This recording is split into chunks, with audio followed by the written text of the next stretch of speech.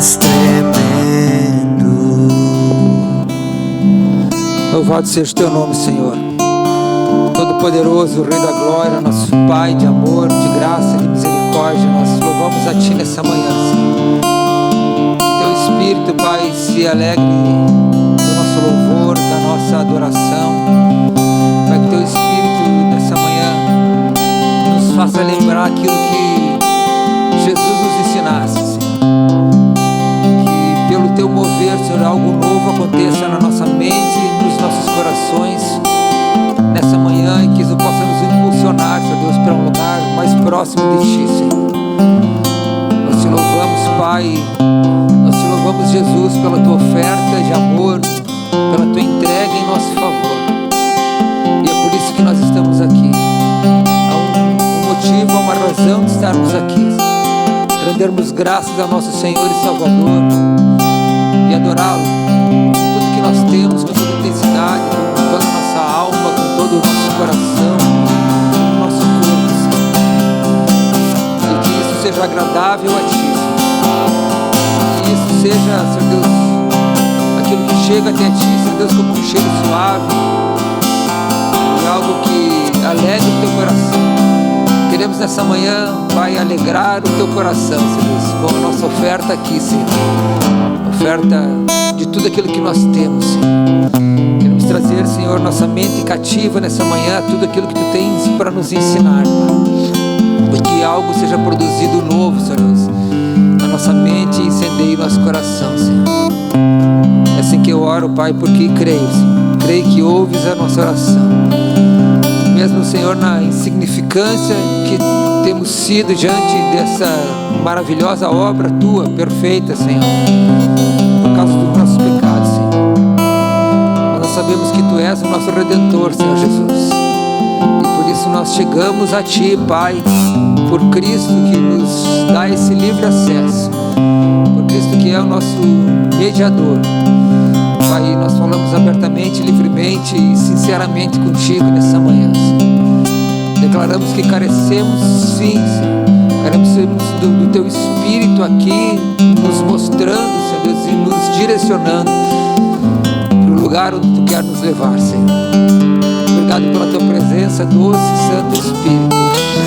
Obrigado por estar aqui no nosso meio, Senhor, tocando nas nossas vidas, Senhor, enchendo de alegria, Senhor. Sabemos que a Tua presença é real, é viva nesse lugar, Senhor, porque aqui foi estabelecido para Ti um trono de louvor e de adoração, Senhor. Não no lugar, mas no ambiente, Pai, preparado aqui nessa manhã por Ti, Senhor, para que a Tua palavra seja falada aqui, Senhor, que seja compreendida, Senhor Deus, pelos nossos corações, Pai. Muito obrigado, Senhor Deus, a Ti rendemos graças. Amém. Glória, bom dia a todos.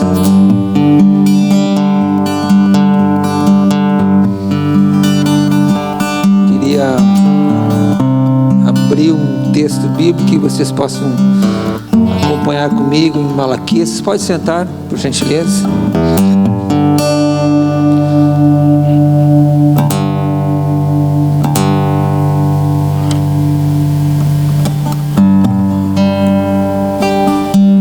Malaquias capítulo 3.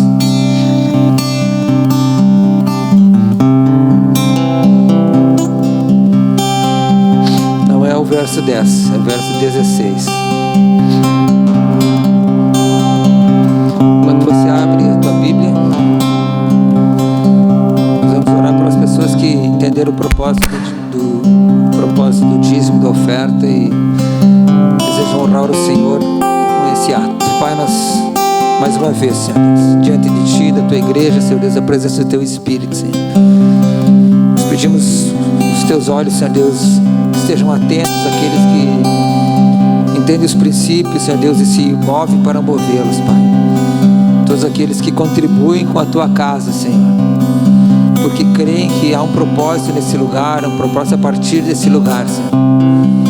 Que a Tua mão poderosa seja com eles, Senhor Deus, retribuindo a cada um, Senhor Deus, conforme Tu, Senhor, Senhor Deus, determinar, Pai. Nós fazemos isso, Senhor Deus, não por barganha, não por Senhor Deus, cumprindo ritos ou seguindo leis, mas porque um dia Tu colocou no nosso coração, Senhor Deus, o sentimento de compartilhar, Senhor. E nós sabemos que tudo que nós temos é Teu, Senhor. Então, parte disso que Tu nos dá, nós investimos, Senhor Deus, na Tua obra, porque cremos na Tua obra, cremos na Tua igreja, Senhor. E por isso nós Te louvamos, Senhor, nessa manhã, Te agradecendo, Pai. Amém. Glória a Deus. Malaquias 3, verso 16. A palavra do Senhor nos diz assim: então os que temiam ao Senhor falavam uns aos outros, o Senhor atentava e ouvia. Havia um memorial escrito diante dele para os que o temem, para que ele se lembre do seu nome. Eles serão para mim particular tesouro naquele dia que preparei, diz o Senhor dos Exércitos. Poupa-los-ei como um homem poupa a seu filho que o serve. Então vereis outra vez a diferença entre o justo e o perverso, entre o que serve a Deus e o que não serve. Senhor, essa palavra está nas Tuas mãos. Essa é a Tua palavra, Senhor. Esse culto está nas Tuas mãos, Senhor. Que a presença do Teu Espírito aqui, Deus, nos fale aquilo que Tu deseja que seja falado e que seja ouvido, Pai. Tu tens o livre acesso, Senhor Deus, a todas as coisas aqui. Tu tens a liberdade, Senhor Deus, de mudar tudo que está anotado, Senhor Deus, nesse esboço. Tu tens a liberdade para mexer em tudo aqui nessa manhã. Tu és Senhor desse lugar, Pai. Nós nos despimos de tudo aquilo que nós carregamos em nós mesmos, Senhor, para nos rendermos a Ti, Senhor. Nos rendermos ao Teu querer, Senhor, nessa manhã, Pai. Porque sabemos, Senhor, que algo de valor Tu tem guardado para todo aquele que Te busca, Senhor Deus, e atenta para Tuas palavras. Muito obrigado, Senhor. Glória a Deus. Amém. Esse livro de Malaquias é um livro curto, 4 capítulos. E nesses 4 capítulos de Malaquias, ele fala de um tempo em que o povo vivia relaxado nos seus atos em relação às coisas de Deus. E o profeta que exorta todo o povo e também aos sacerdotes, o povo pelo seu pecado, os sacerdotes por negligenciar na prática daquilo que deveriam fazer. E os homens faziam algo e Deus tinha tudo aquilo por inútil, porque eles faziam algo como que cumprindo algumas regras, mas de forma também negligente. E Deus não se agradava desse tipo de oferta. Então o profeta vem para exortar o povo e também para reiterar a promessa da vinda do Messias. E que haverá um dia, o dia do Senhor, o dia que vos preparei, diz o Senhor no texto. E que nesse dia o Senhor vem e vai separar, vai fazer uma distinção, uma separação entre homens e homens. E naquele dia o Senhor vai ter alguns para o seu tesouro pessoal, sua propriedade particular, algo de valor que Ele guarde para si. E enquanto outros vão ser descartados. E o Senhor nos fala aqui qual que seria o fio, o limite que separaria esses homens. E a gente vai ver nessa mensagem, nessa manhã. No verso 18 diz que haverá separação entre os homens. Então a partir daí nós podemos entender algumas coisas para os nossos dias, para que quando chegue o grande dia a gente também seja contado junto com aqueles que são o tesouro do Senhor. Então esse texto nos propõe a partir disso diversas reflexões, né? E a reflexão ela não é só um pensamento sobre alguma coisa, né? Às vezes a gente tem um preconceito sobre a palavra reflexão, porque em outros tempos talvez a gente tenha entendido que a nossa mente precisava só buscar o entendimento de alguma palavra, mas a reflexão, ela é o ato de meditar. E eu gosto de um conceito que diz assim, que a reflexão é a mente envolta em si mesma, buscando o Espírito para obter o entendimento ou a revelação. Então que a nossa mente, o nosso culto é racional, né? A nossa mente precisa estar, a nossa fé não é uma fé que não tenha explicação, ela é sobrenatural. Nós não entendemos Deus, não entendemos a maneira que Ele age, né? Mas a nossa fé tem fundamento, e nós podemos falar sobre os fundamentos da nossa fé. Então a nossa mente, ela precisa estar agindo também em relação à nossa fé, né? Não numa ponderação racional, mas buscando o Espírito, né? Para que a gente tenha um entendimento a partir do Espírito. E a partir dessas reflexões, então, se desencadeia o processo de entendimento na nossa vida. E a gente tem alguns pontos para a gente refletir nessa manhã. O salmista diz, né, que no verso 1, bem-aventurado é aquele que medita na lei do Senhor de dia e de noite. Há uma bem-aventurança para quando nós temos um exercício mental buscando o Espírito para receber o entendimento. O salmista diz ainda mais adiante: compreendo mais do que todos os meus mestres, porque eu medito nos teus testemunhos. Salmo 119, 99. E tem um outro que é muito importante também para a gente entender o que o Senhor quer construir na nossa mente nessa manhã. O Salmo 39, 3 diz: o meu coração queimava, enquanto eu meditava, ardia um fogo dentro de mim. Quando a palavra se desdobra na nossa mente, esse entendimento que ela produz é como que um combustível para incendiar o nosso coração.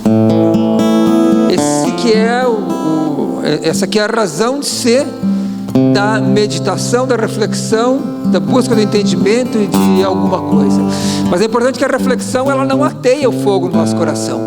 Precisa que o nosso coração já arda por alguma coisa. Então essa reflexão, esse entendimento, essa busca desse entendimento, dessa revelação, ela vai tocar fogo, vai ser um combustível num fogo que já existe. A meditação na palavra, a reflexão nos textos, ela tem valor se existir alguma centelha de fogo no nosso coração. Senão a gente vai meditar, vai refletir, vai encontrar conceitos, né, vai entender a literalidade de algumas coisas, mas não vai produzir nada se o nosso coração não tiver nada. Então nós precisamos primeiramente entender o que arde, pelo que arde o nosso coração. Essa precisa ser a nossa primeira busca. O que nos inquieta? Isso tem a ver com propósito. Então as nossas obras, aquilo que a gente faz, elas precisam ser a partir de um coração que arde dentro de um propósito, porque senão as nossas obras, os nossos serviços vão ser inúteis, assim como era do povo. Eles faziam algum sacrifício qualquer porque precisava fazer um sacrifício. Eles levavam o animal doente, eles levavam o cordeiro cego, eles levavam o pão imundo para a mesa da proposição, porque eles sabiam que tinha que fazer algum sacrifício. Eles cumpriam ritos porque não ardia um propósito nos seus corações. Então minha oração nessa manhã e o meu desejo é que você encontre o teu propósito, pelo que o teu coração arde. O que é que está dentro de ti que o Senhor colocou, que te movimenta, e que tu possa olhar para isso e dizer: é por aqui. E quando você começar a se envolver a partir daquilo, e tudo que você fizer sobre esse propósito vai prosperar, e o Senhor vai ter, não como um ativismo religioso, né, não como um cumprimento de ritos religiosos, mas como uma obra e como um serviço. E aí nós vamos poder ser vistos como aqueles que servem, não somente aqueles que se envolvem ou que fazem algum trabalho na casa do Senhor. Então a primeira reflexão é E se nós ainda não encontramos esse fogo que arde no nosso coração, qual que é o problema que há nisso? O que acontece com corações apagados? O que acontece é que a dúvida começa a tomar conta. Quando a gente não sabe exatamente qual é o nosso propósito, por que a gente vive, o que a gente precisa fazer para servir ao reino, a dúvida está imperando ali. E Tiago, no capítulo 1, diz que o homem que tem dúvida não alcançará nada do Senhor. Esse texto de Malaquias, nos versículos e capítulos anteriores, o povo tinha muitos questionamentos, havia muita dúvida. Então, no começo do livro, Deus falou que amava o povo e eles questionavam: Senhor, de onde que tu nos amou? E aí continuavam os questionamentos: o que proveito nós temos em seguir os teus preceitos? O povo questionava. Onde foi que te roubamos? O povo questionava. Porque havia muita dúvida e aquela prática deles parecia ser algo de valor. Mas quando Deus dizia: isso que tu está fazendo não serve para nada. E eles dizem: Senhor, mas então como assim? O que se faz? O que te agrada? Esses homens, eles estavam desanimados justamente por causa disso, porque o que eles faziam não tinha proveito para o Senhor. E a gente vê no nosso meio tantos de nós, e tantas pessoas na igreja cristã se envolvendo com algumas coisas e acabam não conseguindo ver nenhum resultado, não conseguem ver a mão de Deus naquilo, porque não entenderam primeiro que princípio que tinha naquilo, que propósito havia naquilo, mas entendiam que precisavam fazer alguma coisa. E esse ativismo, Deus, nos ensina a diferença entre esse envolvimento religioso e entre as obras que servem ao reino. E as pessoas que se envolvem com muitas coisas, e quando nós nos envolvemos com muitas coisas, a gente acaba perdendo o foco daquilo que é o principal, daquilo que a gente precisa se envolver realmente. Alguns dias atrás, eu assistindo um programa de TV, vi uma entrevista de um artista de circo, e ele falou que no tempo que ele era pequeno ainda, quando trabalhava no circo, certa vez o dono do circo chamou todo o pessoal ali para fazer uma reunião e perguntou para cada um: o que tu faz? Eu sou malabarista. E o outro: eu sou trapezista. E o outro, cada um fazia uma coisa. E ele perguntou para ele: tu o que tu faz? Ele disse: eu faço umas 8 coisas mais ou menos. E aí o dono do circo perguntou para ele: por que tu não faz uma só bem feita? Sabe? E às vezes a gente se envolve muito nessa condição de fazer muitas coisas, assim como o povo vivia num momento já pós-exílio. Eles já tinham visto a mão de Deus no livramento de novo para eles, sabe? Eles estavam em Jerusalém, eles tinham tempo para adorar, eles estavam onde eles precisavam estar, mas mesmo assim eles não entendiam que propósito havia naquilo, e tudo que eles faziam era com frieza de coração. Então essa necessidade de fazer alguma coisa, ela pode esconder algum trauma, ela pode esconder alguma ferida mal curada, ou uma ferida ainda não curada. Essa semana passada, na aula do Miva Academy, a professora falou um negócio importante sobre isso. Ela falou que o ativismo, quando a gente se envolve em muitas coisas, ela tem como causa a orfandade. Quando alguém procura aprovação por aquilo que faz, sabe? Quando a gente não se sente um filho realmente amado, que pode servir ao Senhor naquilo que Ele deseja, sabe?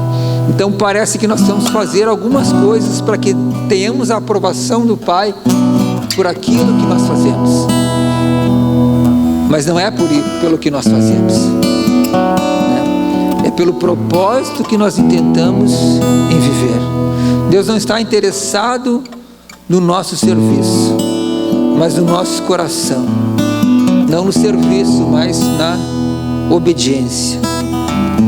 Tem uma frase que eu ouvi, eu acho que ela é bem pertinente a esse momento também, que diz assim que quando Jesus voltar, e a promessa da sua volta, Ele vem para buscar a noiva e não a governanta dos céus.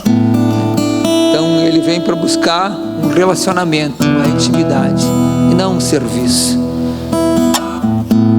Quando nós não nos reconhecemos naquilo que somos, nós então não sabemos o que fazer.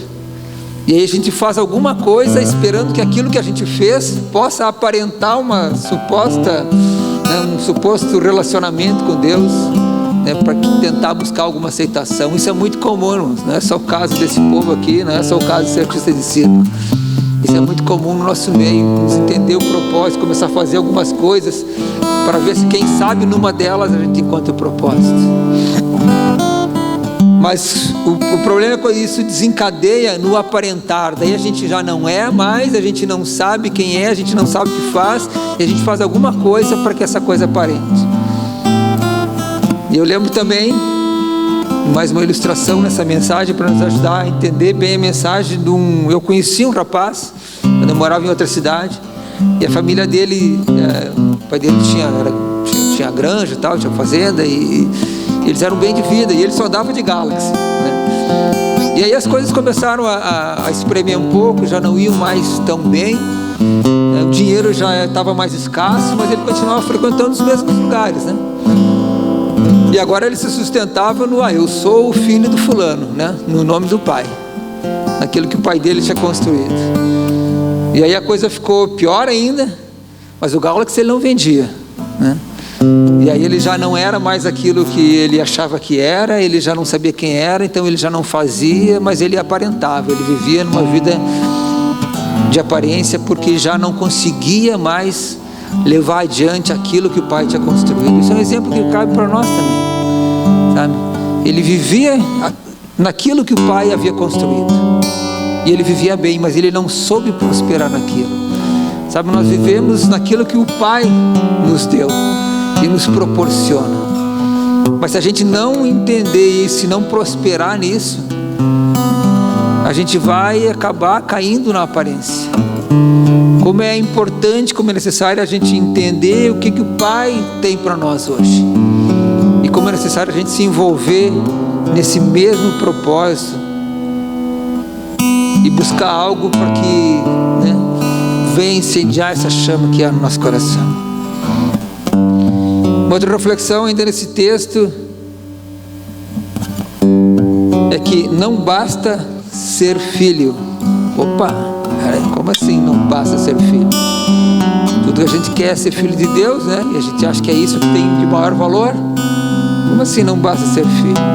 Quando a gente se converteu, não sei vocês, talvez muitos de vocês, mas eu, quando me converti, me falaram: não, tu era criatura e agora tu passou a ser filho. Opa, então agora tá bom, né? Agora sou filho, já não sou mais criatura. Eu não entendia que eu sempre fui filho, mas não sabia que era filho, né? Então vivia como bastardo, vivia como órfão, porque não conhecia o pai.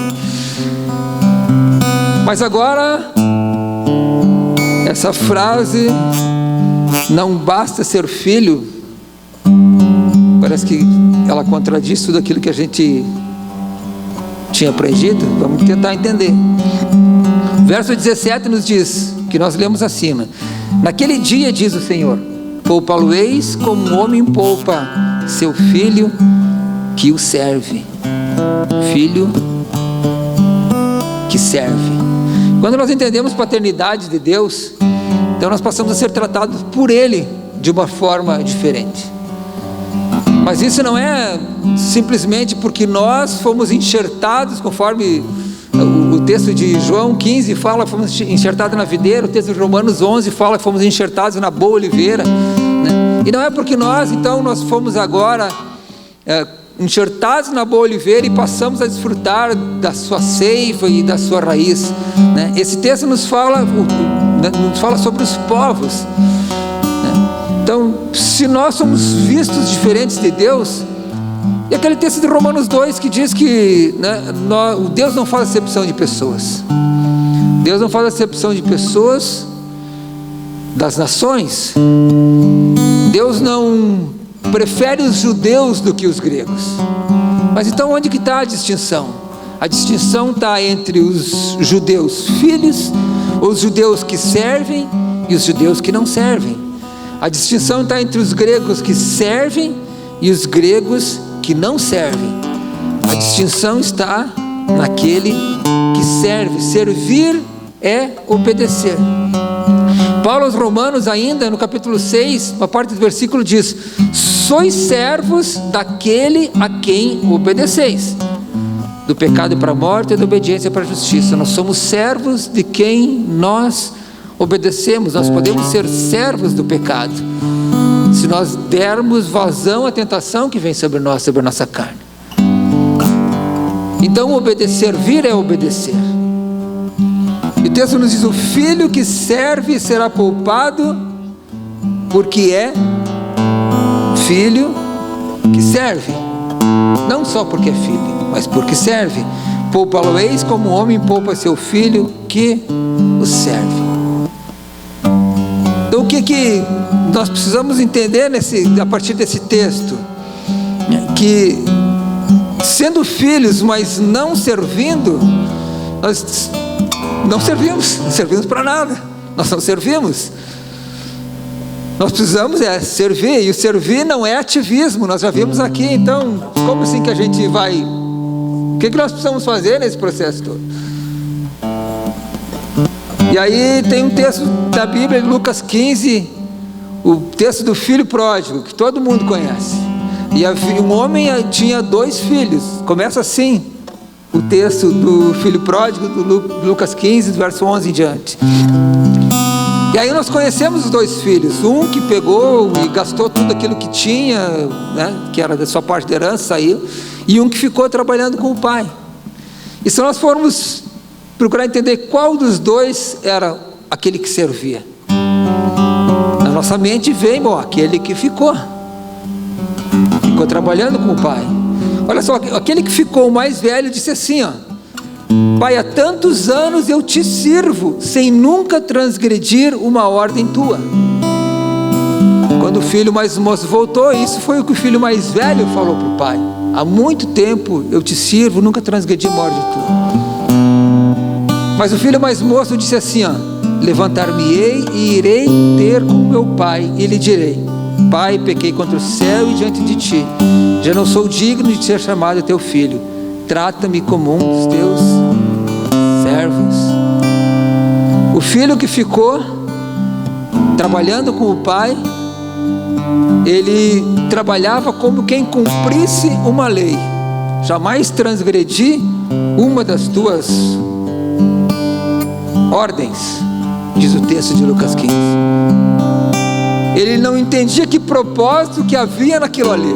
Ele estava ali porque era o lugar dele, talvez ele não tinha coragem de fazer outra coisa diferente, ele fazia aquilo, como que cumprindo ordenanças, num coração frio, sem entender o propósito daquilo que fazia.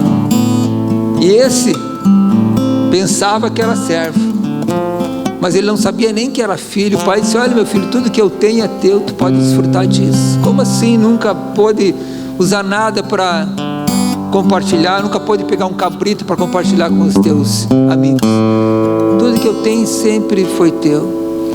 Ele se achava servo, ele achava que servia, mas também não sabia nem viver como filho.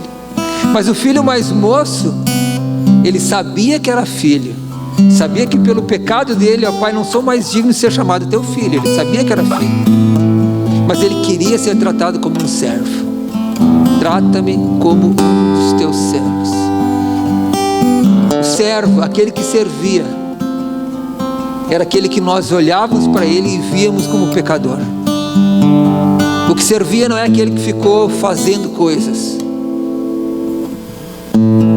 O que servia é aquele que reconhecia o seu lugar, mesmo pecando, mesmo errando, mesmo escolhendo caminhos tortuosos para a sua vida. Mas ele sabia quem ele era. Ele sabia que ele era o filho do pai. Mas pela condição dele, pelo pecado dele, ele disse: olha, eu não sou mais digno de ser teu filho, mas eu ainda posso ser teu servo.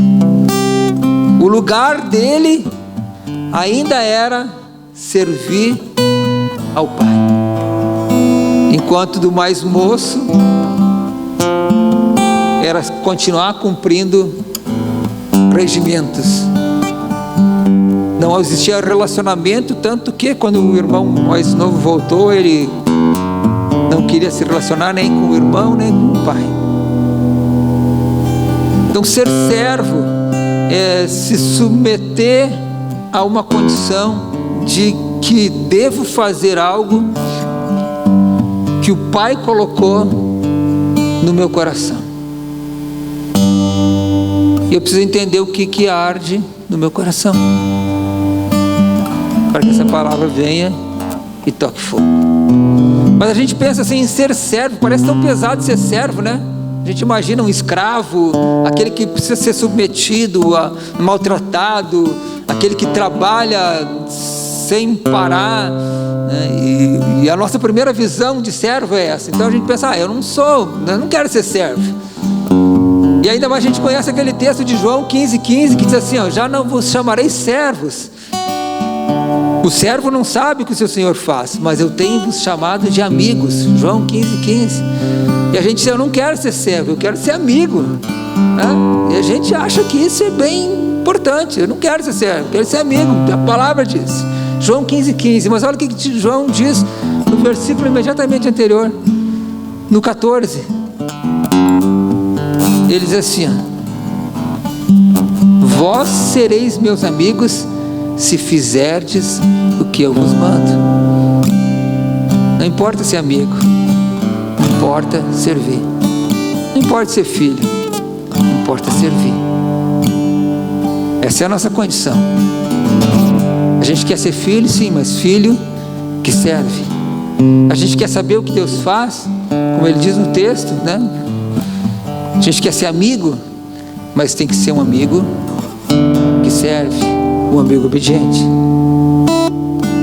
Servir a Deus e ao seu reino. E eu trago um outro paralelo da nossa vida, do nosso dia a dia, também para a gente entender melhor essa palavra, que no começo desse ano, todo mundo ouviu falar, foi notícia, o príncipe Harry, um dos herdeiros do trono da rainha britânica, da coroa britânica, ele é o 6º na ordem de sucessão. Ele abdicou da sua condição de realeza, enfim, das prerrogativas de viver na família real, para viver uma vida envolvida com ativismos sociais. Outro dia eu estava pensando sobre isso, a notícia circulou de novo, e aí eu vejo assim, né, esse cara, ele abriu mão da sua condição de ser um herdeiro. Na verdade ele era herdeiro, né, mas ele abriu essa condição de ser. Ele não quer mais se envolver com as coisas do reino. Ele pensa que ele tem coisas mais importantes em questões sociais para viver. E qual que é o paralelo que a gente traz para nós aqui hoje? Sabe que as nossas questões, os nossos ativismos, as coisas que a gente quer fazer e se envolver, por vezes parece que elas são mais importantes do que nos tornar um cidadão do reino. E essas coisas não são compatíveis. Se eu quiser andar e fazer só aquilo que eu penso que possa ser importante, isso não tem compatibilidade com aquilo que Deus pensa que é importante. Eu preciso fazer as minhas escolhas. Nós precisamos fazer essas escolhas. Nós continuamos servindo ao rei? Nós continuamos envolvidos com as coisas do reino? Ou nós nos envolvemos com as nossas coisas pessoais? Por melhor que elas possam parecer, por mais importância que a sociedade possa dar a um ativismo social, você entender o que é compatível com o reino. Salmo 90, o salmista diz: Senhor, nós queremos ver aquilo que Tu fez aos que Te servem. Confirme a obra das nossas mãos. Nós precisamos que Deus confirme a obra das nossas mãos. Aquilo que a gente faz, eu faço uma obra social. Deus quer que eu faça isso? A gente pensa, não, a gente tem que ajudar, quem precisa a gente tem que ajudar. Olha, existe aqui na igreja, todo mundo sabe, uma equipe que todas as semanas faz uma porção de marmitas e vai entregar para umas famílias carentes. Eles levantam o material, cozinham, vão, entregam para servir essas famílias carentes lá no bairro Zaque. O pastor Mauro tem comentado sobre isso, ele está envolvido, mas o pessoal está envolvido também, né? E eles fazem isso por quê? Por caridade? Não fazem por caridade. Eles fazem porque eles entenderam que existe um propósito nisso. Caridade eu faço porque eu acho que eu posso ajudar Deus. Caridade eu faço porque eu posso ter dedução do meu imposto de renda, daquele valor. Caridade eu faço porque os outros vão ver aquilo que eu estou fazendo e vai ser bonito para mim. Caridade eu faço por essas coisas. Caridade eu faço porque traz um alívio para minha alma. Parece que me senti tão bem porque eu dei uma esmola para alguém. Caridade a gente faz por essas coisas. Mas viver um propósito, não. Viver um propósito é diferente. Caridade eu faço por mim mesmo. Quem vai ser beneficiado, se vai ser mesmo. Se eu repasso meu recurso, eu faço uma obra social por, sei lá eu para quem, lá ligo o telefone e faço uma doação. Cara, nem sei para quem está indo aquele valor, quanto que vai ser desviado ou não, mas eu faço uma caridade e fico feliz, né? Mas e o propósito? Eu preciso entender o propósito. Se houver um propósito naquela doação que eu faço por telefone, maravilha, se eu entender o propósito. Mas se não, eu estou me envolvendo com as minhas coisas e é só para ter um alívio para minha alma. Caridade muito mais, às vezes é muito mais para mim mesmo, para satisfazer o meu ego, do que para beneficiar alguém. Mas propósito não. E muitos dos trabalhos que se faz porque entendeu uma necessidade. E a palavra ardeu no coração, existia um fogo que ardia no coração, a gente precisa ajudar alguém aí. E a palavra foi mostrando e Deus foi movimentando as coisas, porque todas as coisas contribuem para o bem dos que amam a Deus e são chamados segundo o seu propósito. Então quando tu te envolve no propósito, o universo começa a conspirar a favor, as coisas começam acontecendo e você vai se envolvendo e você começa a ver o que Deus fez. Senhor, nós queremos ver aquilo que tu fez aos que te servem.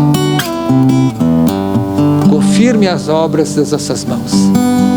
Aquilo que eu vou fazer, eu preciso que o Senhor me mostre que é aquilo mesmo que eu preciso fazer. Então nós precisamos nos envolver com isso, mas não só no nosso tempo, não só servir ao reino no nosso tempo, mas também nas gerações que vêm. O nosso compromisso não é só para os nossos dias, é que a gente traz um outro ponto de reflexão também, né? Como ensinar a nova geração a viver esse mesmo propósito. Eu entendo que a primeira coisa é reconhecer essas capacidades, sabe, assim como nós precisamos reconhecer qual que é o propósito que Deus tem no nosso coração, quais são as habilidades que Deus me colocou para fazer isso, a possibilidade que Deus me dá, porque quando Deus nos dá um propósito, Ele nos capacita para levar esse propósito adiante. E nas crianças é a mesma coisa. Nós precisamos olhar para elas e ver o que né, por onde que elas vão, o que elas gostam mais de fazer, o que move o coração delas, o que desperta elas. Minha esposa estava fazendo há poucos dias um artigo de pedagogia, enfim, para a faculdade, e ela escreveu um texto de uma psicóloga israelense que falava o seguinte sobre as crianças e sobre as altas habilidades. Olha só que importante isso. E essa mulher, então, essa psicóloga israelense escreveu, né, e que a minha esposa relatou naquele trabalho, diz assim, muitos alunos, era no ambiente escolar, né, mas olha para as crianças, muitos alunos com altas habilidades e superdotação, quando não são reconhecidos como tal e não encontram na escola a oportunidade de desenvolvê-las, muitas vezes as suas habilidades são sufocadas por não serem reconhecidas. Olha só as nossas crianças, nossos filhos, talvez nossos sobrinhos, talvez nossos alunos, ou enfim, se não for reconhecida a habilidade que eles têm, eles vão perder isso. Olha que compromisso que nós temos com as nossas crianças, olhar para elas e entender como que pulsa o coraçãozinho delas, o que arde no coraçãozinho delas, e preparar a possibilidade que elas consigam ir adiante naquela jornada, enfim, naquele propósito que está no coração delas, sem elas saber o que é propósito. Mas isso depende de nós olhar para as nossas crianças e reconhecer. E olhar para as pessoas, não só as crianças, as pessoas que estão talvez debaixo da nossa gerência, as pessoas talvez que estejam, né, debaixo da nossa ordem, da nossa submissão em algum local de trabalho, na escola, na igreja, em qualquer lugar. Olhar para elas, ver as habilidades que elas têm e abrir um campo para que elas desenvolvam isso. Quando o profeta Samuel foi na casa de Jessé para ungir um rei, Jessé chamou todos os seus filhos, e não era nenhum daqueles que ele chamou. E o profeta diz: Deus falou para o profeta: não é nenhum desses. Então o profeta Samuel perguntou: escuta, tem mais algum aí? E Jessé disse: olha, tem meu filho, o mais moço, que está cuidando das ovelhas. Aquele que servia, talvez o único que servisse ali, não foi reconhecido pelo próprio pai. Se fosse pela ótica do pai, Davi nunca seria rei, seria um eterno cuidador de ovelhas. O seu pai não reconheceu a sua habilidade, não reconheceu que ele servia, não entendia propósito. Agora depois Saul, olha se Saul, quando Davi matou os gigantes, Saul reconhece neles: cara, esse cara é o melhor guerreiro que eu tenho aqui, eu vou trazer ele para ser o meu general, o chefe do meu exército. Imagine que aliado que ele ia ter. Não tinha batalha que não iam perder. Mas ele preferiu olhar para o seu ego, e aquele que seria um aliado ele transformou em inimigo. E a gente sabe qual foi o fim de Saul, né? Foi num ativismo religioso.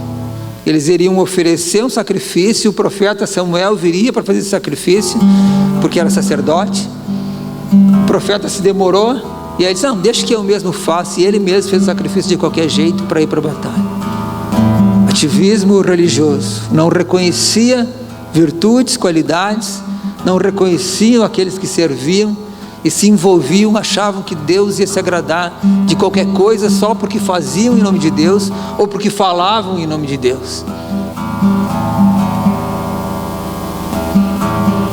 Se a gente for perguntar para os nossos filhos, eu tenho um filho de 10 anos,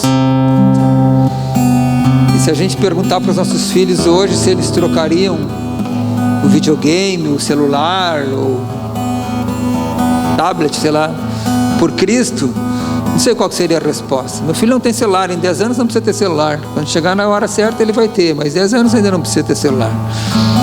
Eu penso assim, mas assim, sabe, como que nós estamos preparando essa geração para um dia largarem tudo para optar por Cristo? Nós sabemos que hoje, agora, enquanto nós estamos aqui em países do Oriente, em países muçulmanos e em outros países, existe opressão sobre cristãos. Cristãos estão sendo mortos todos os dias, suas filhas estão sendo violentadas, jovens sumindo, esposos e esposas sendo mortos todo dia, porque são cristãos. As pessoas entregam os seus filhos, entregam a sua própria vida por amor a Cristo. Mas essa pressão é lá, e a gente não se preocupa muito com isso, porque é lá. Mas ela está chegando, ela vem vindo. Vai chegar um dia que isso vai tomar conta do mundo inteiro, e a gente sabe, porque as Escrituras nos falam disso.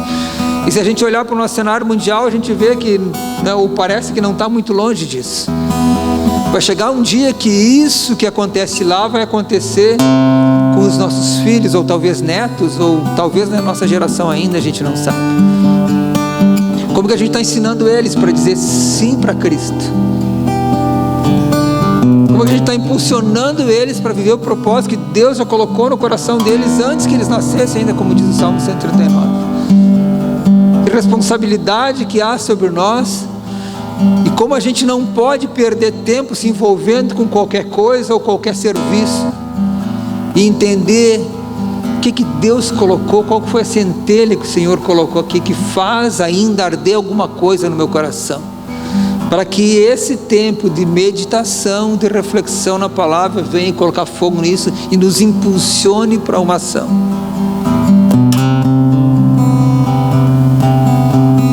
Precisamos fazer tudo para que nossos filhos sejam, conforme diz o texto, irrepreensíveis e sinceros no meio de uma geração corrompida e perversa. Mas para a gente encerrar, nós temos a celebração da ceia do Senhor hoje. Para a gente encerrar essa parte, eu queria ler contigo mais um pequeno texto de Isaías 42. Talvez a gente gostava de acompanhar, né, a leitura da Bíblia. A gente abria, o pregador abria, todo mundo abria, lia também. Só que hoje, se for acompanhar na Bíblia, é uma tradução, outro usa outra e outro usa outra totalmente diferente. Às vezes você não consegue nem acompanhar. O celular é bom que às vezes ele muda a tradução. Às vezes é melhor a gente ouvir do que a gente vai tentar ler e parece que as palavras saem um pouco do contexto, mesmo que as traduções não tiram o contexto, né? Mas elas por vezes te fazem refletir de uma forma diferente, te promovem um outro caminho, né? Isaías 42 diz assim: nós estamos falando sobre servir, né? Sobre aquele que serve e que há valor em servir, né? Não há valor em mais nada senão em servir. Aquele que não serve, serve. Isaías 42 nos fala: o servo do Senhor. Então o Senhor fala: eis aqui o meu servo, a quem eu sustenho, o meu escolhido, a quem a minha alma se compraz. Pus sobre ele todo o meu espírito, e ele promulgará o direito para os gentios. Não clamará, não gritará, não fará ouvir a sua voz na praça. Não esmagará a cana quebrada, nem apagará o tição que fumega. Em verdade, ele promulgará o direito, não desanimará, nem se quebrará, até que ponha na terra o direito, e as terras do mar guardarão a sua doutrina. Assim diz Deus, o Senhor, que criou os céus, estendeu, formou a terra e tudo quanto produz, que dá fôlego de vida ao povo que nela está e o espírito aos que andam nela.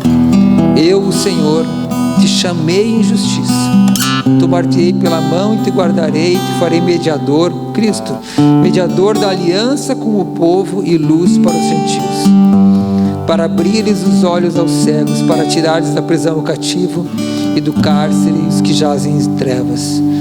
Eu sou o Senhor, esse é meu nome, a minha glória, pois não darei a outro, nem a minha honra, as imagens e escultura. Havia um que entendia propósito, havia um que entendia o que era servir, havia um que sabia que o seu serviço seria um serviço de sofrimento, de dor. Ele era experimentado nas dores, ele foi experimentado nas dores. Ele sabia que muitos não atentariam para o seu serviço. Ele sabia que todo aquele sacrifício dele, para muitos ia ser vão.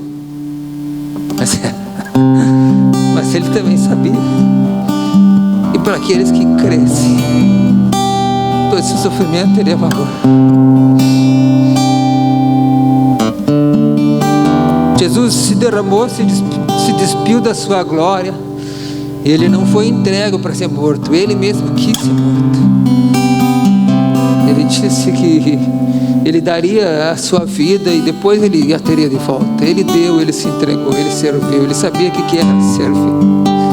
Ele sabia que o serviço dele, né, teria um propósito. Sabe, quando a gente se envolve num serviço de propósito, a gente não imagina que benefício que muitos podem ter a partir disso. Talvez ninguém veja, sabe?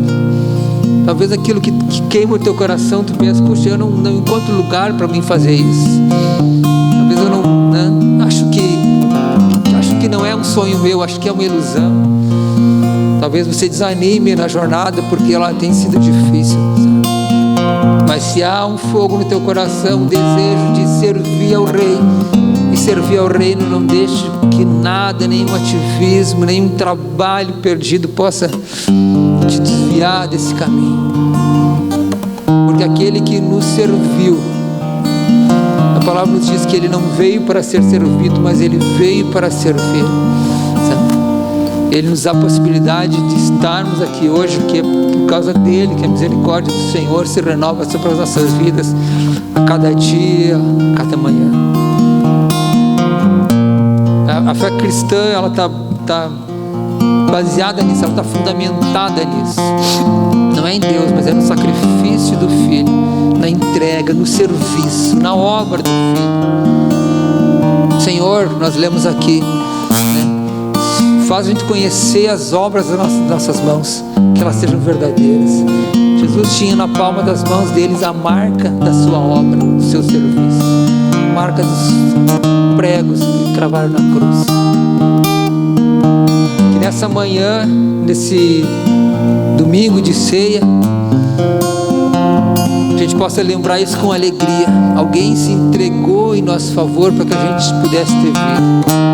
E se Jesus, num momento, Ele nos substituiu na cruz, num momento posterior, Ele nos chama para nós nos incluirmos no seu processo,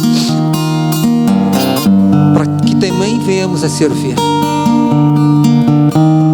Então que isso seja o valor que a gente carrega nas nossas vidas, entender o propósito e servir naquilo que o Senhor nos preparou para servir. Queria que se colocasse de pé, por gentileza.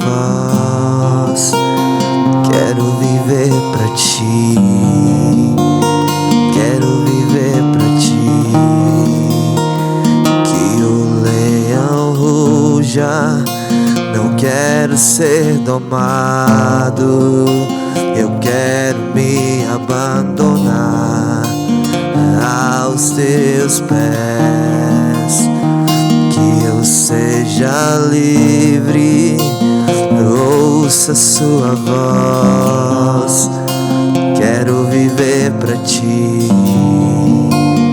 quero viver pra ti.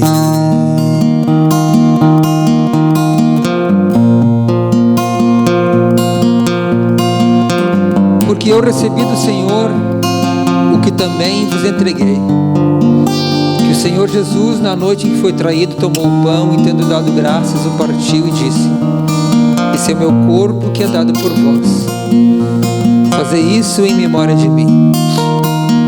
Por semelhante modo, depois de haver ceado, tomou também o cálice, dizendo: esse é o cálice da nova aliança, o meu sangue. Fazei isso todas as vezes que o beberdes, em memória de mim. Porque todas as vezes que comerdes este pão e beberdes o cálice, anunciais a morte do Senhor, até que Ele venha.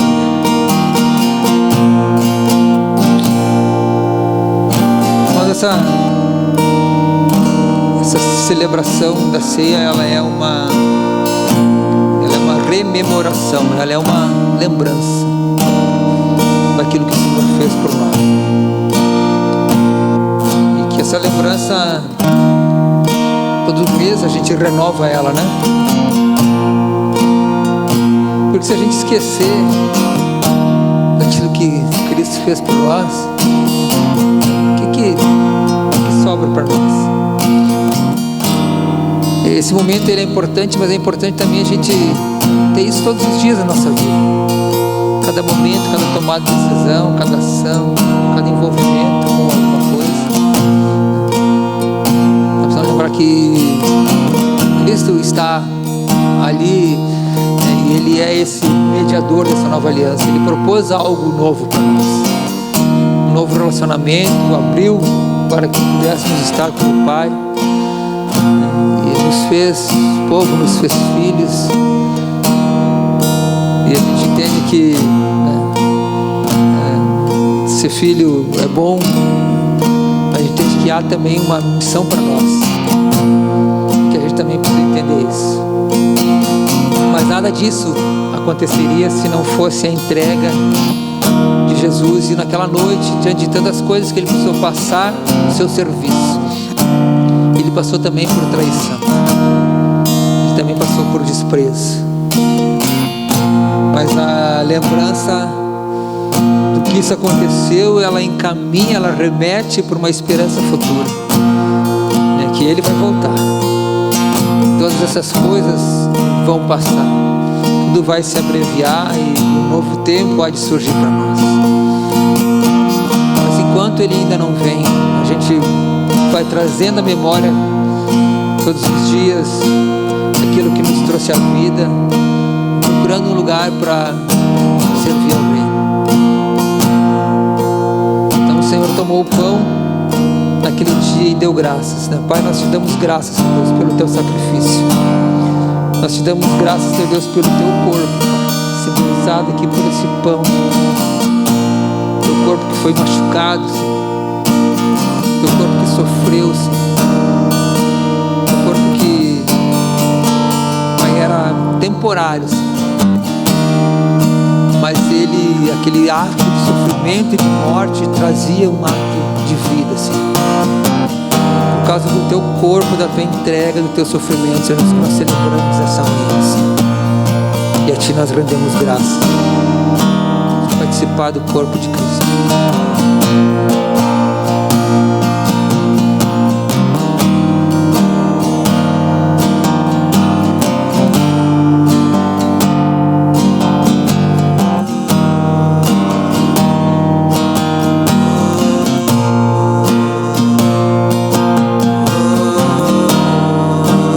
Do mesmo modo, ele tomou o cálice e disse: essa é a nova aliança do meu sangue. Fazer isso, renove a aliança, fortaleça a aliança. Fazer isso toda vez que o beberdes, em memória de mim, lembrando o sacrifício. Porque assim nós anunciamos a morte até que ele venha. Participamos do cálice.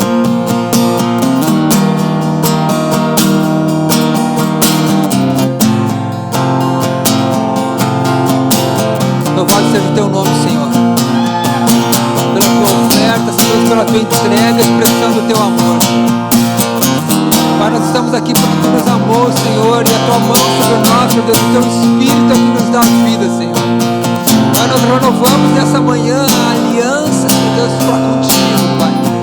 Pai, nessa aliança nós renovamos a nossa esperança, Senhor Deus, um dia tu há de vir, Pai. Todo esse sofrimento, esse serviço que é necessário hoje, Senhor Deus, vai passar. Hoje é necessário, Senhor, mas um dia vai passar, Pai. Um dia vai ser somente relacionamento de amor, afeto, Pai. Relacionamento de adoração, Senhor Deus. Um dia vai ser só um momento de comunhão, Senhor Deus. É por esse dia que o nosso coração espera ansiosamente, Senhor. Mas que nessa manhã, Senhor Deus, isso se fortaleça em nossas vidas, Pai.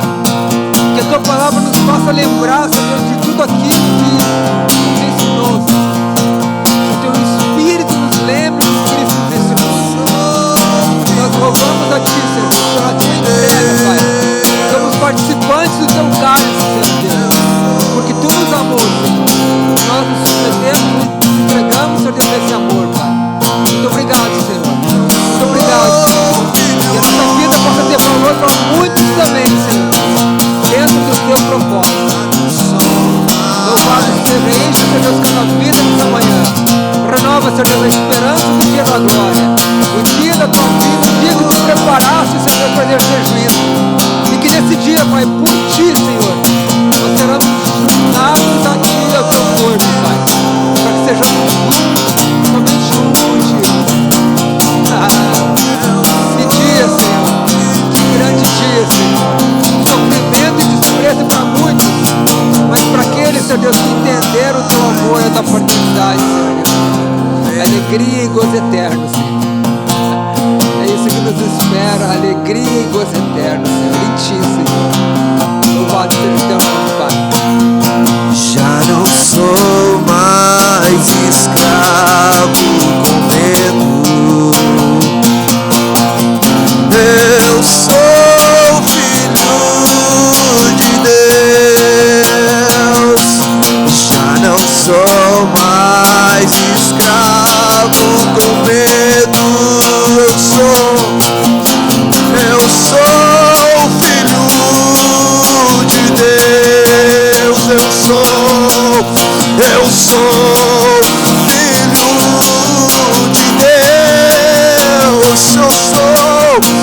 sou filho de Deus.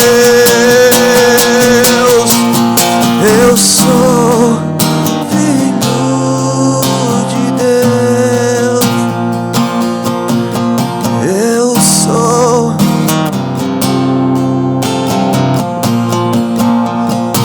Aleluia. Mas hoje à noite nós teremos outro culto de ceia.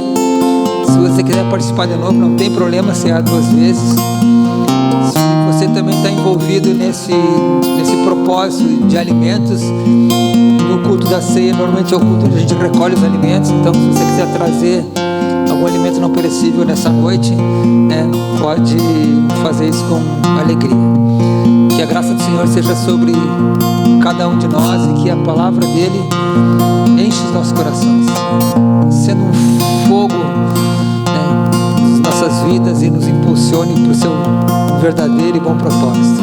Amém? Deus abençoe a todos.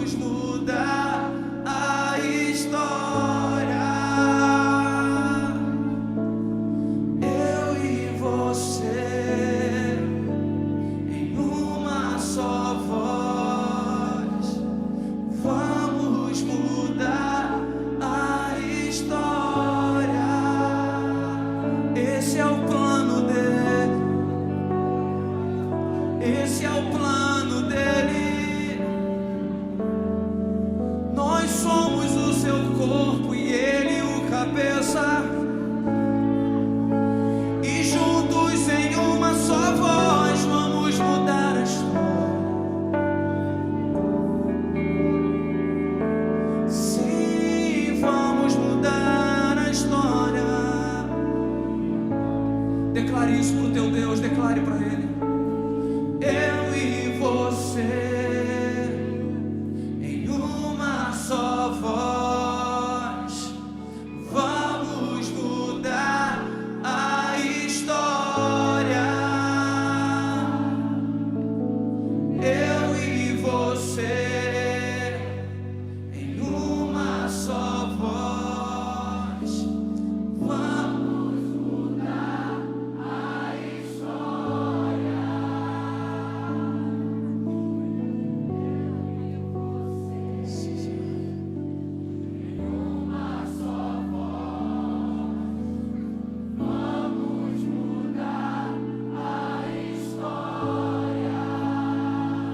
Pega na mão do teu irmão que está aí do teu lado. Segura bem forte aí na mão dele.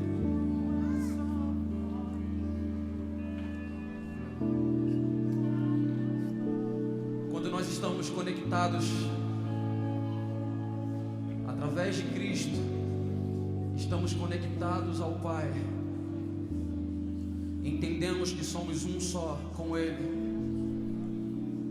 Em nós flui a voz do Senhor, mas também aqui na terra, em unidade com os nossos irmãos, em uma só voz, nós avançamos com o reino de Deus e mudamos os ambientes onde nós vivemos.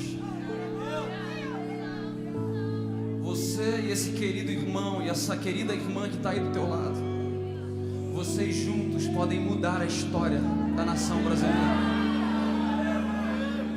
Juntos clamamos pelo Brasil, dizendo: perdoa-nos, Pai.